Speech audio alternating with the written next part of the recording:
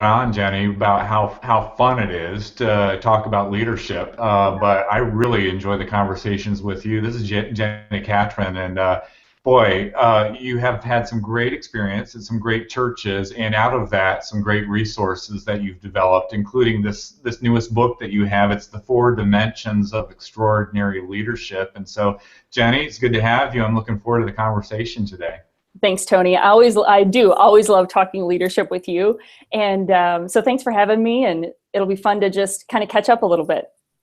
Well, before we get into the other questions I have, the title mentions these four dimensions. Will you tell us what they are? Yeah, yes. And the funny part about the book is that, I had for a number of years tried to develop a framework for leadership of like, okay, what can I create that gives staff a framework for leadership that helps them understand how to really lead with, from different things like relational leadership and spiritual leadership and management and vision and how to employ all of those. And so when I was putting all of that together, I'm trying to find some clever little acronym or something, and I was reading through the New Testament and kind of pondering on the great commandment, where Jesus says, love the Lord your God with all of your heart, mind, soul, and strength. And found myself just laughing, going, there it is. Because the implication of that passage is that heart, soul, mind, and strength is like our total being. It's all of who we are. So the Great Commandment is commissioning us to really love God with our whole selves. And so that was kind of the light bulb for me that said, as we can take that same framework and apply it to leadership. And there it was the relational piece of leadership. There's the spiritual piece, there's the strategic piece, there's the visionary piece, just right there in those four things. So it just kind of makes me laugh because I'm like, we try to come up with these clever ideas for leadership, and it's right there in the Great Commandment of heart, soul, mind, and strength. So with those four dimensions in mind, give us some examples of what does that practically look like for a leader as they try to live out those four dimensions. Yeah, I think, so for me, part of the journey for me, because I'm a very strategic leader, I would say that leading from the mind is probably my most natural tendency. And in the book and even on my website, I give people an opportunity to take an assessment to say, okay, which one of these four are you naturally stronger in than others? Mm-hmm. And what I often saw, especially in my early days of leadership, was that I was really strategic, could map out a great plan, could help move, the ministry or, whatever job I was doing forward. But I would often do that at the expense of the people around me. I lacked a lot of just the relational leadership influence because I was so focused on the task. And, I think a lot of leaders can relate to that. And so the tension for me was to say, well, I think that, that part of my leadership needs to grow. And so that's kind of what we unpack throughout the book. That's what the assessment kind of helps you discern about yourself is we're all going to naturally be strong in one of the four. We're either going to be a really great with relationships, but we might lack the ability to build a strategic plan or cast a vision well. Or you may, especially in ministry, we're going to be great spiritual leaders and we know how to shepherd people through crisis and critical moments, but we might lack some strategy. Or we're going to be great in strategic stuff and lack a little soul and heart. And so you kind of get the picture that all four of those, I think the goal, I think, is to develop more in each of the four and recognize how all of those dimensions really help us lead from our extraordinary best. All right, so here's the deal. I'm pretty sure I know which areas I'm weakest in, Jenny, and I can tell you a story about like soul, kind of the pastoral side, the spiritual side of leadership. A number of years ago, when I was on staff as a pastor at a church, and the name of the church shall remain nameless. I was working on a Saturday, as all good pastors do, trying to get caught up. And because of that, it was just me and some of the maintenance crew and the staff. And someone walked into the church, and they were just facing some challenges and wanting to talk with someone. And maintenance person came in and got me, and I walked out to the hallway where this person was standing. and the first thing that came out of their mouth was, "Are you the only pastor that's available?" Jenny, why are you laughing? I just know where you're going because I know. So apparently this person was very discerning and knew that though I brought strategic leadership when it comes to the soul and some of the spiritual aspects of leadership, that not necessarily my strength. And so for someone like me, Jenny, how knowing this, should I be trying to find balance? And if so, how do I approach that?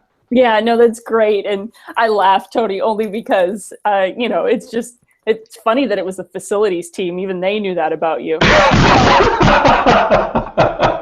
But to redeem you a little bit, I have been called heartless a time or two in my leadership journey. So, Yeah. But I think there are ways that we can grow and be more aware of it. So like in your case with the soul part of leadership, well, you are extraordinarily gifted on the strategic side, and so those strengths are obvious. They're, God's just used them in amazing ways. And so you're never going to be like this remarkable, that spiritual leader, like one of the pastors that you probably served alongside. Mm-hmm. But that's also how you guys as a team complemented one another. So there's both a balance of learning to develop it a little bit yourself. So like in your case or my case, slowing down to see people, and I think there's a big part of leadership where just even learning the art of praying for our teams. There's I forget which of the New Testament writings of Paul, where he says he's praying for leadership for the people of, I think it's the church in Ephesus. And he says he's praying for wisdom for them. And I was really struck by that as a leader to say, oftentimes I'll pray for wisdom for myself, but here Paul is actually praying for wisdom for the other church leaders. And I think those are ways that we can demonstrate soul or spiritual leadership by how we're praying for our teams, how we're supporting them, and even praying for wisdom for them. So it doesn't mean that we have to be able to handle all the pastoral care issues that come to the church, but we can develop some of that soul part of leadership by just being intentional to pray for our teams and be mindful of kind of what is going on in their spiritual life and their walk. But then coupled with that, I think, it's just like anything else. We're designed for community. We're designed to lead and to work together. And so when you can recognize that, one of the other pastors on your team brings that to the team, then you just recognize those strengths and those gifts and how they complement one another, and that ultimately best serves the church and the community. This is great because I feel like I'm doing an interview with you about your book, but it feels like a good counseling session at the same time, Jenny, so I really appreciate this. And speaking of, let's take the counseling a step further, all right? So in your book, you talk about, in there, of the four, naturally in some areas we are going to have strength, but you talk about the liabilities of our strength. Right. How do we discover those? I think that, there's some, even throughout the book, there's an assessment, there's different places where I kind of try to just make people aware of them. I think that, again, the people around you are going to be the best resource for you and helping you understand which dimensions you might be weaker in, which dimensions you might be stronger in. I really recommend that people, if you're going to read the book, read it with 2 or 3 other leaders or read it with your entire team, because as you sit together and you start talking about the different dimensions, and earlier today I was meeting with one of my former staff, and we were just reminiscing how we complemented each other so well. She's a remarkably strong heart and soul leader. I'm more mind and strength, and just appreciating that about each other. And so I would say, I think, again, the beauty of these kind of conversations in community and with people that love, trust, respect, is going to help you kind of discern and it gives language, So again, I think this is always so powerful for teams when you can have a resource that helps give language to maybe the more difficult things you need to say to one another. So, the language of this book allows, like my friend Ashley to say, hey, Jenny, I think you might need to show a little more heart in this situation because here's how people are feeling. Mm-hmm. Well, that's a huge gift if I'm humble enough and receptive enough to to hear it. So I would say, I think, reading and talking about it in the context of a team is going to invite people to be able to share with you, you know what, you're remarkable at the strategic part. Hey, here's where, we need to pay more attention to how people are responding or are being impacted by those strategic decisions we're making. So I think those are some of the best ways. I mean, hopefully, the resource itself starts to help you understand. And again, even the language of thinking through heart, soul, mind, and strength makes you more aware of, okay, are all of those dimensions starting to play out in my life and leadership? Very good. All right, Jenni. So the new book, it's 4 Dimensions of Extraordinary Leadership. If folks want to learn more about the book and then take the assessment, where can we send them? Yeah, you can just go to my website, which is jennicatron.com, JenniCatron.com, and on the top navigation there's a place that you can click on books, and it's at the top of that section. All right. Well, Jenni, again, as always, I appreciate your insights on leadership, and particularly in this case, helping us take this unique perspective of what biblical leadership really looks like. So thanks for joining us today. Awesome. Tony, thank you so much. Always love all that you're doing to equip us as leaders, so thank you.